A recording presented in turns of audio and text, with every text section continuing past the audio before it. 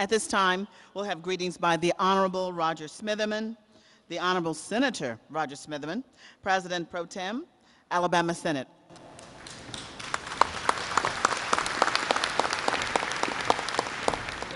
Thank you. Thank you. Thank you. Praise the Lord, saints. Come on, come on. Now, we got too much to be thankful for. Praise the Lord, saints. Praise the Lord. There you go. There you go. First, I want to bring greetings on behalf of the 150,000 citizens who reside in Senate District 18.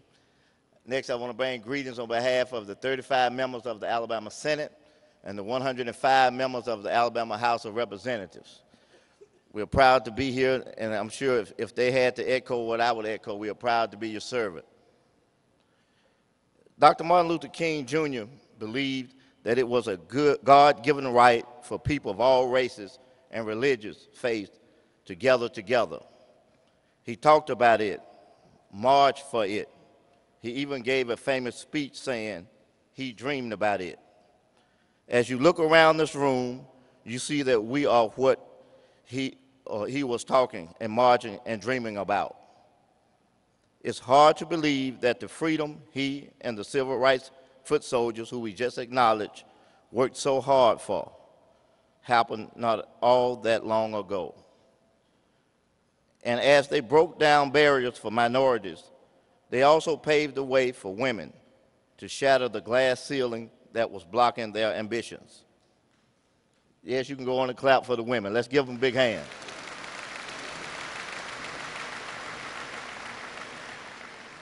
Yet I can measure this social progress by my wife's story.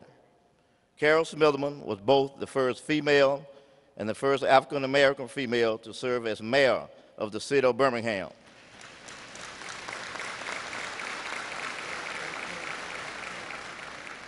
She was the first African-American woman to serve as a circuit court judge in Alabama, and she has worked in numerous positions in the district attorney's office. She continues to serve as a Birmingham City Councilor with an office at City Hall, which was once closed to people who looked like her. It was closed because Birmingham City Hall was ruled by Eugene Bull Connor, a man who used city personnel and equipment to torment Dr. King and the other nonviolent civil rights protesters. This daughter of Birmingham, who has dedicated her life to public service, grew up in this city while the civil rights movement was at full throttle. And she is proof that the movement did what it set out to do. It freed us to excel on the field of life. Speaking of fields, today Alabama is the king of football. You can clap for that too. Yeah.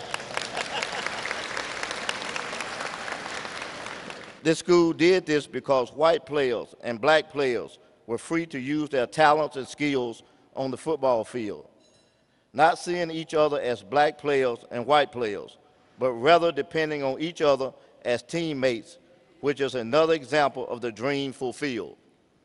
Last year, my colleagues in the Senate chose me to preside as President Pro Tem.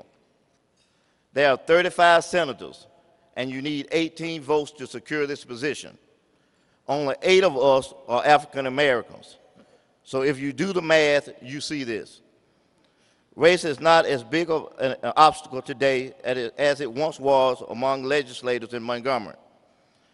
I'm sure you share my gratitude that our city, state, and nation were transformed by people who talked and marched and dreamed.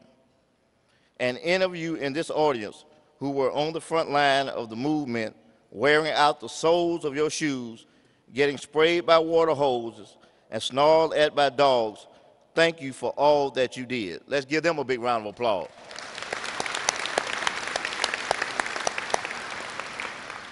We now have a duty to continue the legacy which Dr. King and the civil rights movement established.